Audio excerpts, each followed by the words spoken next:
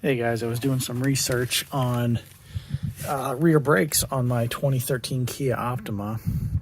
I'm already kind of into the job. I got the caliper off. If you're here watching this, you've probably heard of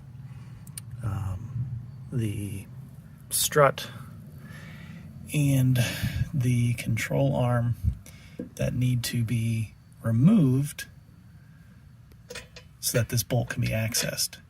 So I'm making this video to show you it is possible to save yourself the headache of removing this bolt and this bolt to get to this one bolt for the caliper bracket. You will need a 14mm straight wrench. You do not want one that has a bend on the circle end. I don't know the right terms for these things. So what you're gonna do, let me get set up here. You want to loosen for your first bolt for the bracket is right here. I already got it out. So break that one loose, but leave it still attached to the bracket a little bit, so it's going to help you with your leverage. You're going to get your other bolt accessed by getting the circle end on that bolt. And I held it on there with one hand, and then with the other hand I just hit this with a hammer. Bing, bing, bing, bing. And then I just sat there and slowly worked it out.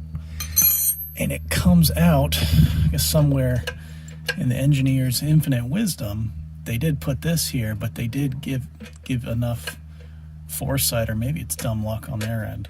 But with this bolt pushed all the way back, it's not coming out of here, but it is plenty deep in that hole where the bracket can remove.